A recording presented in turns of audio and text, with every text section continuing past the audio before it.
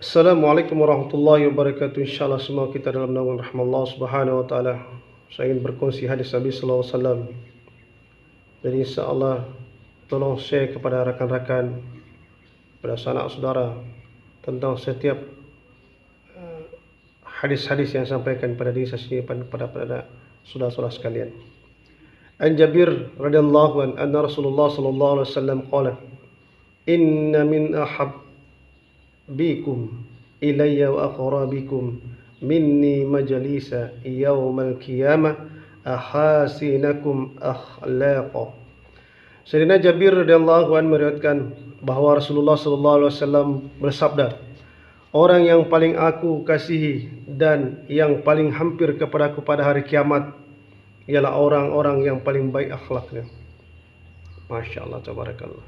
Ini sangat jelas. Kerana akhlak itu adalah melambangkan sifat kemuliaan seorang hamba kepada Allah Subhanahu wa taala. Akhlak jugalah melambangkan sifat seorang itu berkasih sayang pada sesama sendiri.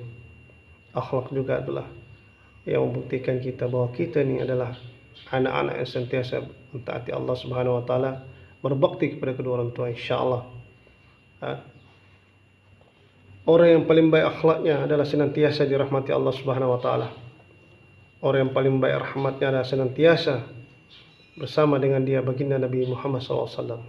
Orang yang paling baik akhlaknya, orang yang senantiasa nyaman, senang bila bersamanya.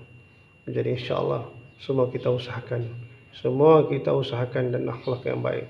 Kerana akhlak yang paling baik itu adalah akhlak yang di mana kita dapat memberi manfaat kepada diri kita dan kepada orang-orang yang lain, insyaAllah. Assalamualaikum warahmatullahi wabarakatuh.